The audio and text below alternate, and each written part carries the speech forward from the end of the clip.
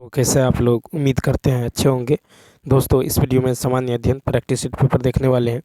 यह video BPSC 4.0 के लिए अत्यंत आवश्यक है, तो आप लोग लास्ट तक जरूर बने रहिएगा। तो चलिए शुरू करते हैं। शुरू करने से पहले यदि आप नए हैं तो चैनल को सब्सक्राइब कर लीजिए, बेल आइकन को प्रेस कर दीजिए और एक बार वीडियो को शेयर कर दीजिए। फर्स्ट है कि भारतीय मानक यमयोत्तर रेखा 5 राज्यों से होकर गुजरती है। इनमें से कौन सा उन 5 राज्यों में से एक नहीं है? 40 का होगा तीसरा ऑप्शन, बिहार। भारत के 5 राज्यों जिनसे होकर भारतीय मानक मेरिडियन जो है 82 डिग्री 5 मिनट ईस्ट से गुजरता है, वे है उत्तर प्रदेश, मध्य प्रदेश, छत्तीसगढ़, उड़ीसा एवं आंध्र प्रदेश। नेक्स्ट है कि मानव शरीर में पाई जाने वाली सबसे बड़ी ग्रंथि कौन सी है? दूसरा ऑप्शन, यह है जानु ग्रंथि यानी नी ज्वाइंट। तो देखिए, घुटने, हिंज का जोड़, जो जांघ की हड्डी, फीमर एवं निचले पैर की जो है बड़ी हड्डी टिबिया के मिलने से बनता है।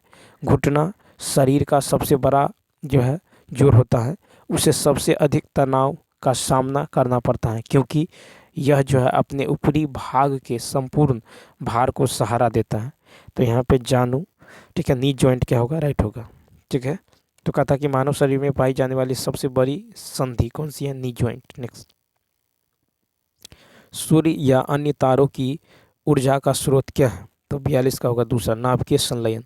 तो देखिए, सूर्य एवं समस्त तारों के ऊर्जा का स्रोत हाइड्रोजन और का हीलियम में रूपांतरण है, जो नाभिकीय संलयन का भाग है। सूर्य में होने वाली परमाणु अभिक्रिया को प्रोटॉन, ठीक है, होने वाली अभिक्रिया को प्रोटॉन चक्र कहा जाता है। नेक्स्ट क्वेश्चन नंबर देखिए 43। नेक्स्ट है कि राष्ट्रीय जलमार्ग वन जो है देश के इनमें से किन 2 शहरों के मध्य जलमार्गी परिवहन हेतु पहले से ही संचालित है? तो इसका राइट आंसर क्या होने वाला है? तो 43 का हो जाएगा तीसरा ऑप्शन, यानी हल्दिया प्रयागराज। ठीक है, तो हल्दिया जो है सागर इलाहाबाद 1620 किलोमीटर के बीच गंगा भागीरथी हुगली नदी प्रणाली को 1986 में राष्ट्रीय जलमार्ग फर्स्ट 1620 किलोमीटर के रूप में घोषित किया था। ठीक है, तो हल्दिया टू हल्दिया और जो है आपको, तो हल्दिया सागर यानी इलाहाबाद 1620 किलोमीटर के बीच भागीरथी हुगली नदी प्रणाली को 1986 में राष्ट्रीय जलमार्ग फर्स्ट 1620 किलोमीटर के रूप में घोषित किया था। नेक्स्ट क्वेश्चन है कि स्वतंत्रता से पूर्व भारत में गरीबी की अवधारणा पर चर्चा करने वाले सर्वप्रथम व्यक्ति कौन थे? तो 44 का तीसरा ऑप्शन, दादा भाई नौरोजी। तो स्वतंत्रता पूर्व भारत में जो है दादा भाई नौरोजी गरीबी रेखा की अवधारणा पर चर्चा करने वाले जो पहले भारतीय व्यक्ति थे। उन्होंने poverty and un British rule in India में जो है इसका वर्णन किया है। ठीक है, नेक्स्ट फिर है कि विलेय और विलायक के समांगी मिश्रण को कहा जाता है। 45 का दूसरा ऑप्शन, विलेय। तो विलेय देखिए यहाँ पे हो जाएगा कि विलयन एक जो है समांगी मिश्रण होता है जिसमें एक विलायक में घुला हुआ विलेय होता है। विलेय वह पदार्थ है जिसे घोला जाता है, जबकि विलायक घुलने वाला जो है माध्य पदार्थ है। विलयन कई अलग अलग प्रकार एवं विलेय व विलायक के रूपों के साथ जो है बनाया जा सकता है। ठीक है, तो यहाँ पे होगा विलेय और विलायक के समांगी मिश्रण को कहा जाता है विलेय। ठीक है, नेक्स्ट, भारतीय संविधान में विधिपूर्ण शासन यानी रूल ऑफ लॉ का विचार इनमें से किस संविधान से लिया गया है? तो 46 का तीसरा ऑप्शन, ब्रिटिश।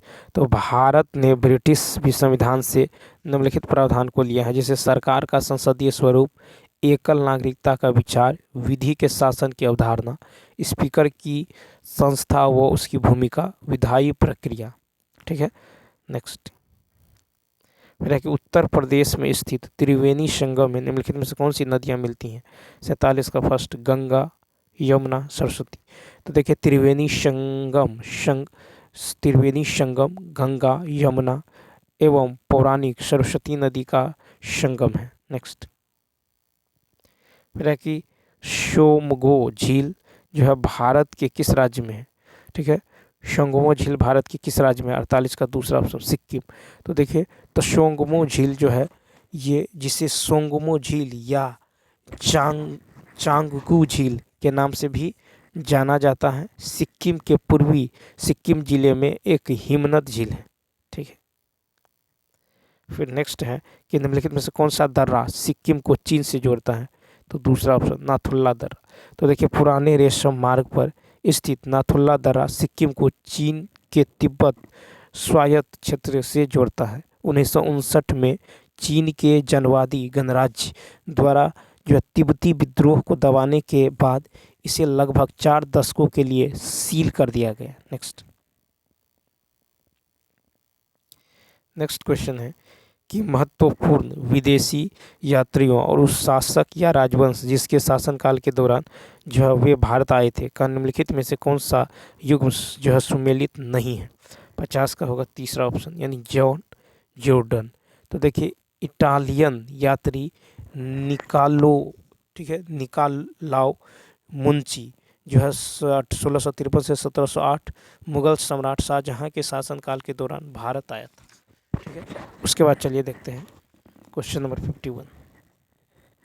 तो यहाँ पे राइट आंसर होगा जॉन, ठीक है, जॉर्डन। नेक्स्ट फिर है कि जनरेटर नामक उपकरण खाली स्थान में परिवर्तित करता है। दूसरा ऑप्शन यांत्रिक ऊर्जा को विद्युत ऊर्जा में। ठीक है, तो विद्युत जनरेटर एक उपकरण है जो यांत्रिक ऊर्जा को विद्युत ऊर्जा में परिवर्तित करता है। ठीक है, तो यहाँ पे जो है जनरेटर नामक उपकरण जो है यांत्रिक ऊर्जा को विद्युत ऊर्जा में परिवर्तित करता है। एक जनरेटर का कार्य सिद्धांत चुंबकीय क्षेत्र के प्रभाव में एक विद्युत कंडक्टर को स्थापित करना है एवं विद्युत आवेशों का प्रवाह शामिल है। किसी चालक के चुंबकीय क्षेत्र के प्रभाव में या स्थिर चालक के उतार चढ़ाव वाले चुंबकीय क्षेत्र में हिलने से तार के दोनों सिरों के बीच जो है वोल्टेज का जो है चढ़ाव होता है, जिसके कारण तार में करंट जो है उत्तार प्रेरित होता है। निम्नलिखित में से कौन सा परंपरागत कृषि विकास योजना का उद्देश्य नहीं है? तो यहाँ पे देखिए, उद्देश्य नहीं है। तीसरा ऑप्शन ग्रामीण और शहरी क्षेत्रों में रोजगार के अवसर पैदा करना। ग्रामीण और शहरी क्षेत्रों में रोजगार के अवसर जो है ग्रामीण और शहरी क्षेत्रों में, ठीक है, रोजगार के अवसर पैदा करना। तो देखिए, परंपरागत कृषि विकास योजना का उद्देश्य, इसका उद्देश्य जो है पर्यावरण के अनुकूल कम लागत वाली प्रौद्योगिकियों को अपनाकर रसायनों व कीटनाशक अवशेषों से मुक्ति कृषि उत्पादों का उत्पादन करना है। ग्रामीण युवाओं, किसानों, उपभोक्ताओं, व्यापारियों के बीच जैविक खेती को बढ़ावा देना है। जैविक खेती के नवीनतम तकनीकों को प्रसार करना है। भारत में सार्वजनिक कृषि अनुसंधान प्रणाली के विशेषज्ञों की सेवाओं का उपयोग करना है। एक गाँव में कम से कम एक जो है ब्लस्टर का आयोजन करें। नेक्स्ट फिर है कि सकल घरेलू उत्पादन जो है निम्नलिखित में से किसका जो है कुल मूल्य है? 53 का तीसरा ऑप्शन क्या होगा? तो थर्ड ऑप्शन, यानी एक विशिष्ट वर्ष के दौरान उत्पादित सभी अंतिम उत्पादों एवं सेवाओं। तो जीडीपी का अर्थ सकल घरेलू उत्पाद होता है। यह एक समयावधि के दौरान किसी जो है देश में उत्पादित व बाजार में बेची गई सभी अंतिम वस्तुओं व सेवाओं के कुल मौद्रिक मूल्य का प्रतिनिधित्व करता है। जीडीपी आर्थिक गतिविधि का सबसे अधिक उपयोग किया जाने वाला मापदंड है। नेक्स्ट क्वेश्चन देखिए, 54 है कि खुदाई खिदमतगार नामक संगठन के सदस्य किस नाम से लोकप्रिय थे? तो इसका राइट आंसर होगा फर्स्ट, लाल कुर्ती। तो देखिए, खुदाई खिदमतगार उत्तर पश्चिम सीमा प्रांत में एक पश्तून स्वतंत्रता सेनानी अब्दुल गफ्फार खान यानी सीमांत गांधी के नेतृत्व में भारतीय उपमहाद्वीप पर ब्रिटिश कब्जे के खिलाफ एक अहिंसक आंदोलन था। उन्होंने खुदाई खिदमतगार के सदस्यों को संगठित किया था। इसके सदस्य लाल कुर्ती पहनते थे, इसलिए इसे लाल कुर्ती आंदोलन कहा जाता है। नेक्स्ट है कि कौन सा संसाधन जीवाश्म ईंधन है? 55 का तीसरा ऑप्शन कोयला। तो देखिए, कोयला को जीवाश्म ईंधन कहा जाता है क्योंकि यह उन जीवाश्म से जो बनाया गया था जो कभी जीवित थे। ठीक है, आज हम जिस कोयले का उपयोग करते हैं उसे बनने में लाखों वर्ष लगे। गर्मी व दबाव ने जीवाश्मों को कोयले में परिवर्तित कर दिया। नेक्स्ट है कि भारतीय संविधान की किस धारा के अंतर्गत राज्यों के अंतर्राष्ट्रीय शांति एवं सुरक्षा संबंधी दायित्व का उल्लेख किया गया है। 56 का फर्स्ट, राज्य के नीति निर्देशक। तो राज्य के नीति निर्देशक सिद्धांत को जो आयरिश संविधान से लिया गया है, इसे भारतीय संविधान के भाग 4 अनुच्छेद 36 से 51 में सूचीबद्ध किया गया है। ठीक है। निर्देशक सिद्धांत 4 समूहों में अर्थात आर्थिक और सामाजिक, गांधीवादी, प्रशासनिक और अंतर्राष्ट्रीय शांति से संबंधित है। अनुच्छेद 51 यह घोषणा करता है कि अंतर्राष्ट्रीय शांति और सुरक्षा स्थापित करने के लिए जो है राज्य प्रयास करेगा। नेक्स्ट फिर है कि खाली स्थान को किसी अन्य को अंतरित नहीं किया जा सकता और ये उस व्यक्ति की आय और लाभों पर अधिरोपित किए जाते हैं, तो कहता इनके भुगतान करता है। देखिए इसका राइट आंसर होगा तीसरा, प्रत्यक्ष कर। तो प्रत्यक्ष कर एक ऐसा कर है जो एक व्यक्ति का संगठन सीधे उस इकाई को भुगतान करता है जिसने इसे लगाया था। एक व्यक्तिगत करदाता, उदाहरण स्वरूप आयकर, वास्तविक संपत्ति कर और व्यक्तिगत संपत्ति कर या संपत्ति पर कर सहित विभिन्न उद्देश्यों के लिए सरकार को प्रत्यक्ष कर का भुगतान करता है। नेक्स्ट है कि निम्नलिखित में से किसे भारतीय योजना या वास्तुकार कहा जाता है। 58 का first, PC Mahalanobis. PC Mahalanobis को भारतीय योजना के वास्तुकार के रूप में जाना जाता है। यह एक स्वतंत्र भारत के योजना आयोग के सदस्य के रूप में उन्होंने एक ऐसी योजना के निर्माण में एक बड़ी भूमिका निभाई जो भारत को देश के भीतर तीव्र गति से आर्थिक विकास को देखेगी एवं उपनिवेशवादियों द्वारा जो है छोड़ी गई गरीबी को मिटाने में मदद करेगी। नेक्स्ट 59 है कि भारत में किस रोग से पीड़ित रोगी नेत्रदान कर सकते हैं। तो 59 का हो जाएगा फर्स्ट, मधुमेह। ठीक है। तो मधुमेह के रोगी, उच्च रक्तचाप से पीड़ित, दमा के रोगी और बिना संचारी रोगों के जो है रोग में भी जो है नेत्रदान कर सकते हैं। ठीक है, मधुमेह। नेक्स्ट देखिए 60 है कि स्तूप में निर्मित जो है छज्जे जैसी संरचना को क्या कहा जाता है। 60 का हो जाएगा दूसरा ऑप्शन, क्या, हर्मिका। तो देखिए हर्मिका एक छोटा चबूतरा था जिसमें एक स्तूप के शीर्ष पर रेलिंग लगी थी। ठीक है। कभी कभी जो है सम्मान के प्रतीक के रूप में हर्मिका के छतरियाँ लगाई जाती थी। नेक्स्ट कहता निम्नलिखित में से किस योजना का आयुष्मान भारतीय राष्ट्रीय स्वास्थ्य संरक्षण मिशन में विलय कर दिया गया। 61 का दूसरा ऑप्शन, वरिष्ठ नागरिक स्वास्थ्य बीमा योजना। ठीक है।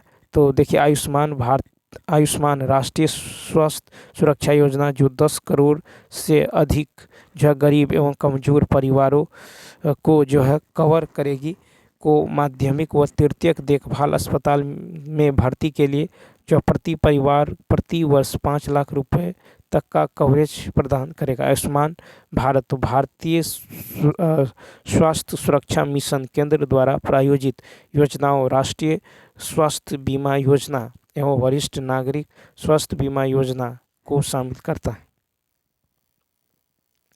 फिर है कि जोंक किस संघ से संबंधित है। एक फर्स्ट, एनेलिडा। तो देखिए एनेलिडा वह संघ है जिसमें केचुआ व जोंक शामिल है। इन जीवों का शरीर जो है मेटामेरिक रूप से खंडित होता है, इसलिए इसका नाम एनेलिडा है। नेक्स्ट फिर है कि दक्षिण भारत में स्थित इनमें से कौन सी पहाड़ियों की चोटी का नाम डोडा बेटा है। तो 63 का होगा तीसरा ऑप्शन, नीलगिरी पहाड़ियाँ। तो देखिए डोडा बेटा जो है ये 2695 मीटर ऊंची तमिलनाडु की सबसे ऊंची चोटी है। डोडा बेटा नाम का शाब्दिक अर्थ है बड़ा पहाड़। यह पश्चिमी एवं पूर्वी घाटों के जंक्शन पर है एवं नीलगिरी हिल्स रेंज के जो है सौंदर्य को परिभाषित करता है।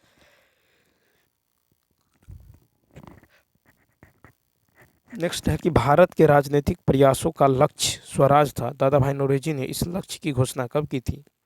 तो ये की थी आपको कलकत्ता अधिवेशन 1906। तो 1906 के कलकत्ता अधिवेशन में दादा भाई नौरोजी के नेतृत्व में कांग्रेस ने स्वराज को भारतीय जनता के लक्ष्य के रूप में अपनाया। सर्वप्रथम स्वराज शब्द का प्रयोग स्वामी दयानंद सरस्वती ने किया था। नेक्स्ट है कि कौन से कमरे के ताप पर द्रव अवस्था में मौजूद एकमात्र अधात्विक पदार्थ है? तो यहाँ पे हो जाएगा 65 का होगा तीसरा ऑप्शन ब्रोमीन। ब्रोमीन एकमात्र अधातु तत्व है जो कमरे के तापमान पर जो है तरल अवस्था में होता है। यह आवर्त सारणी के हैलोजन तत्वों समूह 17 का सदस्य है।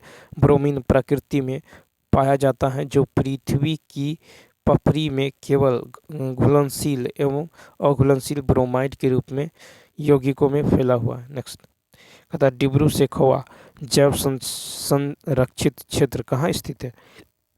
66 का होगा फर्स्ट असम में। ठीक है, तो डिब्रू सैखोवा एक राष्ट्रीय उद्यान के साथ साथ असम में ब्रह्मपुत्र नदी के दक्षिणी तट पर जो है स्थित एक बायोस्फीयर रिजर्व है। यह उत्तर पूर्वी भारत का सबसे बड़ा दलदली वन है। नेक्स्ट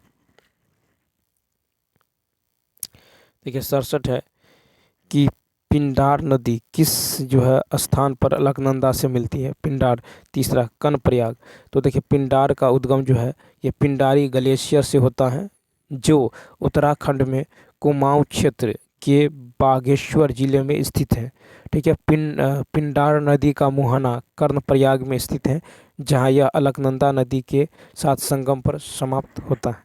68 है कि चीनी के अल्कोहल में रूपांतरण की क्रिया को क्या कहा जाता है? चीनी के अल्कोहल में रूपांतरण की प्रक्रिया को क्या कहा जाता है? तो देखिए यहाँ पे 68 का जो राइट आंसर होने वाला ये दूसरा हो जाएगा संघनन। ठीक है, तो देखिए वह क्रियाविधि जिसके द्वारा शर्करा को अल्कोहल में परिवर्तित किया जाता है किण्वन। ठीक है, किण्वन कहलाती है। एथेन यहाँ पे राइट आंसर दूसरा हो जाएगा। ठीक है, किण्वन हो जाएगा। ठीक है, तो वह क्रियाविधि जिसके द्वारा शर्करा को अल्कोहल में परिवर्तित किया जाता है, ठीक है, किण्वन कहलाती है। इथेनॉल किण्वन एक जैविक प्रक्रिया है जो ग्लूकोज, फ्रुक्टोज और सुक्रोज जैसे शर्करा को सेलुलर ऊर्जा में परिवर्तित करती है। एक साइड इफेक्ट के रूप में इथेनॉल एवं कार्बन डाइऑक्साइड का उत्पादन करती हैं जिसे अल्कोहल किण्वन भी कहा जाता है। नेक्स्ट स्तनधारियों से संबंधित निम्नलिखित में से कौन सा कथन गलत है?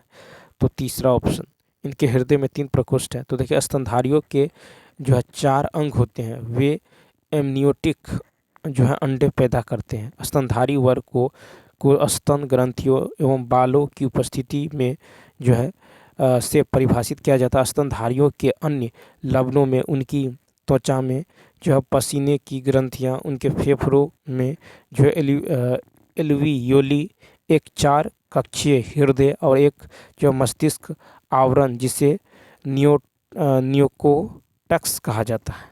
ठीक, नेक्स्ट 70 है कि रोगजनक सूक्ष्म जीवों की वृद्धि को रोकने वाली दवाओं को क्या कहा जाता है? 70 का तीसरा एंटीबायोटिक्स। तो एंटीबॉडी शरीर को रोगाणुओं या उनके द्वारा उत्पन्न विषाक्त पदार्थ से लड़ने में मदद करते हैं। वे सूक्ष्म जीव की सतह पर एंटीजन नामक पदार्थों की पहचान करके या उनके द्वारा उत्पादित रसायनों में जो सूक्ष्म जीव या विष को बाहरी होने के रूप में चिन्हित करते हैं की पहचान करके ऐसा करते हैं। एंटीबॉडी तब इन एंटीजन को विनाश के लिए चिन्हित करते हैं और इस हमले से कई जो है कोशिकाएं, प्रोटीन एवं रसायन शामिल हैं। ठीक है, इस हमले में कई कोशिकाएं, प्रोटीन एवं रसायन जो है शामिल हैं। तो याद रखना है रोगजनक जो सूक्ष्म जीवों की वृद्धि को रोकने वाली दवाओं को क्या कहा जाता है? एंटीबायोटिक्स कहा जाता है। अब चलिए देखते हैं मैथ का क्वेश्चन जो छूटा हुआ है। क्वेश्चन नंबर 31 देखिए। क्वेश्चन नंबर 31 की यदि बात करें तो 31 है कि ऐसी 4 क्रमागत संख्याएं ज्ञात करें जिसकी पहली संख्या के 2 गुने, दूसरी संख्या के 3 गुने, तीसरी संख्या के 4 गुने और चौथी संख्या के 5 गुने का योग इतना है। तो 31 में यदि आप गौर करें तो यहाँ पे ऐसी 4 क्रमागत कर रहा है। तो देखिए क्रमागत यानी x, x+1, x+2 x+3 ये 4 क्रमागत है। अब अकॉर्डिंग टू क्वेश्चन चलिए, कहता है यहाँ पे देखिए कि पहली संख्या के 2 गुना, पहली संख्या के 2 गुना, दूसरी संख्या का 3 गुना, दूसरी संख्या का 3 गुना, ठीक, तीसरी ठीक है। अब दूसरी संख्या के 3 गुना, तीसरी संख्या के 4 गुना, और देखिए तीसरी संख्या यानी x+2 तीसरी संख्या का 4 गुना, ठीक, तीसरी संख्या के 4 गुने और चौथी संख्या के 5 गुना और चौथी संख्या के 5 गुना, इसका जो योग दे दिया गया है कितना है 236, ठीक है 236 है। तो यहाँ से आप x का मान निकालेंगे, x का मान कितना निकल जाएगा 15, ठीक, x का मान निकल जाएगा 15। तो कहता हुआ संख्याएं हैं, तो A option 15 16 17 18। Next,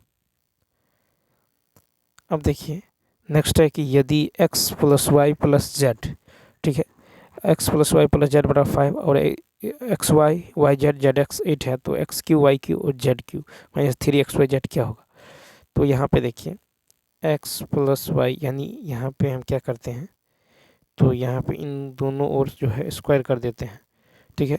x + y + z का होल स्क्वायर क्या होगा, तो x² y², ठीक है, प्लस z² प्लस 2xy, ठीक है, यार कॉमन करेंगे तो xy yz और zx, ठीक है, zx हो जाएगा ये बराबर, और 5 का स्क्वायर कितना होगा 25, 5 का स्क्वायर कितना होगा तो 25 हो जाएगा। अब देखिए, अब यहाँ पे xy yz zx का मान कितना है 8 है, इसको उधर ले जाएंगे तो x² y² plus z² plus में 2 है इंटू इसका मान 8 है, तो 8 दूनी कितना होगा 16, तो 25 - 16 कितना होगा, तो यहाँ पे हो जाएगा 9, ठीक है।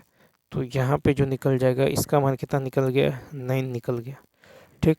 अब देखिए, अब जो है x³ y³ z - 3xyz बराबर क्या होगा, तो ये बराबर होगा x + y + z, ठीक है, इंटू, ठीक है।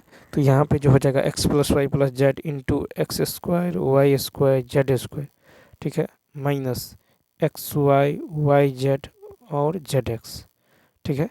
तो ये हो जाएगा आपको, ठीक है। तो a³ b³ c³ -3abc बराबर क्या होता है a + b + c into a² b² c² -ab -bc -c, minus common कर लिए। अब x y z का मान रख दीजिए, कितना आया, तो 5 है, इंटू x² y² z² का मान निकाले थे, तो ये आया था 9, 9 माइनस इसका मान कितना 8, तो 9 में से 8 गया 1 यानी कितना होगा 5, इसका राइट आंसर। नेक्स्ट, फिर देखिए दो व्यक्तियों की आय का अनुपात दे दिया गया है और उनके संगत व्यय का अनुपात दे दिया गया है, यदि वे इतना रुपये और इतना रुपये बचत करते हैं, ठीक। तो यहाँ पे यदि आप देखिए इसको जो है क्या करें, तो यहाँ पे आपको दे दिया गया है जो दो व्यक्तियों की आय, तो आय कितना है 7x, ठीक है, इसमें से ये बचाता है कितना 1700, नीचे जो है कितना है आय 5x, और कहता 17 इतना रुपये की बचत करता है, यानी ये बचत जो करता है 1100 का, ठीक है। अब माइनस ये जो है इसका वे का जो रेशियो है कितना है 9/7, ठीक है, 9/7, ठीक है, 9/7। अब इसको यदि सॉल्व करेंगे तो कितना होगा 749x, ठीक है, माइनस 11×7=7700 बराबर क्या होगा, तो बराबर होगा 9×5=45x और माइनस का, ठीक है, 9×5=45x माइनस 11×9900, ठीक। तो इसको यदि आप इधर लाएंगे तो ये हो जाएगा आपको, देखिए यहाँ पे हो जाएगा 9×5=45 और 11×99, ठीक है, 749, ठीक है, और 17 यहाँ पे 17, ठीक है, 749x और 17 यहाँ पे कितना होगा 119, तो 749, ठीक है, 7 कितना होगा 49 का 9 हासिल 4 7 4 11 119। अब इसको इधर लाते हैं तो कितना होगा 49 में से 5 किया तो 4x बराबर, इसको उधर ले जाइए तो क्या हो जाएगा, तो उधर हो जाएगा आपको जो है 100 प्लस में 119 में से 99 घट जाएगा, तो यहाँ पे 0 0 0 11 में से 9 गया 2 2000, ठीक है। तो x का मान यहाँ से निकल जाएगा 4×5=20, ठीक है, 4×5=20। x का मान जो निकल गया यहाँ से 500 निकल गया, x का मान कितना निकल गया 500। अब हमको निकालना है तो प्रत्येक व्यक्ति की संगत आय, तो 5x का मान 7×5 = 3500, 5x का 2500, ठीक है, 3500 और 2500, तो 3500 और 2500 यानी इसका राइट आंसर क्या होगा, तो इसका राइट आंसर होगा 5, ठीक है। तो 5 जो है यहाँ पे राइट आंसर होगा, ठीक है, 3500 2500। नेक्स्ट क्वेश्चन देखिए। फिर कहा था सचिन और अनिल चंडीगढ़ से 50 किलोमीटर दूर स्थित कालका की ओर एक ही समय में चलना शुरू करते हैं। सचिन की चाल अनिल की चाल से 6 किलोमीटर प्रति घंटा कम है। अनिल कालका पहुंचता है और तुरंत चंडीगढ़ के लिए वापस चलना शुरू करता है। मार्ग में कालका से 20 किलोमीटर की दूरी पर जो वह सचिन से मिलता है। तो सचिन की चाल, देखिए सचिन और अनिल चंडीगढ़ से 50 किलोमीटर दूर, तो यहाँ पे यदि आप देखें तो सचिन और जो है अनिल 50 किलोमीटर दूर स्थित कालका की ओर एक ही समय में चलना शुरू करती है। सचिन की चाल अनिल की चाल से इतना कम है, ठीक है। मार्ग में कालका से 20 किलोमीटर दूरी पर सचिन है। तो यहाँ पे हम क्या करते हैं, सचिन की डिस्टेंस और अनिल की डिस्टेंस। तो सचिन की यदि बात करें तो सचिन की जो है दूरी अनुपात, सचिन की दूरी अनुपात अनिल की दूरी, ठीक। तो यहाँ पे जो है सचिन की गति को यदि देखें तो सचिन की गति कितना है, सचिन की गति जो हो जाएगा, सचिन की गति तो सचिन और अनिल चंडीगढ़ से 50 किलोमीटर दूर स्थित कालका की ओर एक ही समय चलना शुरू करती हैं, ठीक है। सचिन की चाल अनिल की चाल से 6 किलोमीटर प्रति घंटा कम है। अनिल कालका पहुंचता है और तुरंत चंडीगढ़ के लिए जो है वहाँ चंडीगढ़ के लिए वापस चलना शुरू कर देता है, ठीक है। मार्ग में कालका से 20 किलोमीटर की दूरी पर सचिन है, ठीक है। 20 किलोमीटर की दूरी पर जो है कौन है, सचिन है। 20 किलोमीटर दूरी पर जो है सचिन है। अब देखिए यदि ये क्या करेंगे, इस स्थिति में 50 - 20 यदि करिएगा तो कितना हो जाएगा, 50 - 20 30, 50 + 20 करिएगा तो 70, ठीक है। तो इसका जो रेशियो निकल गया कितना, 3:7, 3:7। अब इन दोनों के बीच यही होगा गति का जो है, यही चाल का जो है स्पीड हो जाएगा, ठीक है। चाल का भी स्पीड यही हो जाएगा क्योंकि टाइम जो है क्या है, टाइम फिक्स है, ठीक है, टाइम सेम है। तो 7 और 3 में कितना का अंतर है, 4, तो 4 यूनिट जो है 6 के बराबर है। 4 यूनिट का मान कितना है, 6, तो 1 यूनिट का मान होगा 3/2। 1 यूनिट का मान कितना होगा, 3/2, यानी कितना होगा, तो ये हो जाएगा आपको 1.5। तो सचिन की गति, ठीक है, 1.5। तो सचिन की गति जो है कितना है, 3 × 45 यानी 4.5 किलोमीटर/आवर, ठीक है। तो यहाँ पे राइट आंसर क्या होगा, फर्स्ट। नेक्स्ट क्वेश्चन की यदि बात करें, कहता है दो जो है श्रमिक XY जो है एक कार्य करते हैं। X को अकेले काम करते हुए उस कार्य को पूरा करने में दोनों के एक साथ मिलकर जो है कार्य करने को पूरा करने में लगने वाले समय से 12 घंटा अधिक लगते हैं, ठीक है, 12 घंटा अधिक, ठीक है, 12 घंटा अधिक लगते हैं। फिर कहता है कि लगते हैं यदि Y अकेले कार्य करता है तो उस कार्य को पूरा करने में दोनों के एक साथ मिलकर उसी कार्य को पूरा करने में लगने वाले समय से 27 घंटे अधिक समय लेते हैं। तो यहाँ पे यदि आप देखें तो ये कहता है 12 अधिक और वो कहता है 27 अधिक। इस स्थिति में क्या करेंगे, इन दोनों का जो है वर्गमूल निकाल देंगे गुना करके, ठीक, गुणनफल के रूप में। तो ये हो जाएगा 3 × 4, ये हो जाएगा 3 × 9। तो इसमें से एक 3 निकल जाएगा, इस 4 में से एक 2 और इस 9 में से एक 3। तो 3 दूनी 6 × 18, ठीक है। तो यहाँ से जो निकल जाएगा ये कितना निकल जाएगा, 18 घंटे, ठीक है, कितना, 18 घंटे। तो इसका जो है दूसरा ऑप्शन क्या होगा, राइट होगा। इस तरह का क्वेश्चन यदि रहे कि ये जो है इतना घंटे अधिक, दूसरा इतना घंटे अधिक, तो इस स्थिति में क्या करेंगे, इन दोनों को गुणनफल के रूप में वर्गमूल निकाल देंगे, ठीक है, यही इसका आंसर हो जाएगा, ठीक है। नेक्स्ट देखिए 36 है कि एक घनाभ का आयतन ज्ञात करे, इसकी जो है लंबाई 2 गुना अधिक है, इसकी चौड़ाई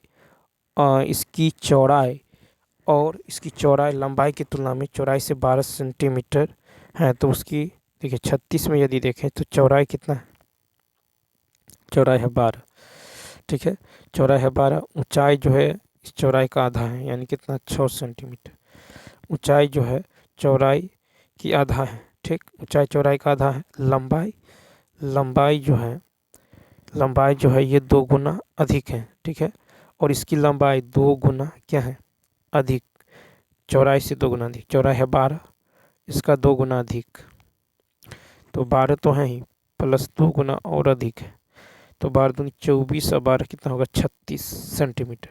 अब घनाभ का आयतन होगा LBH, यानी 36, 12 और 6, यानी कितना होगा 2592 सेंटीमीटर स्क्वायर, यानी फर्स्ट। नेक्स्ट, जॉन और जोसेफ के पास क्रमशः इतना और इतना रुपए हैं।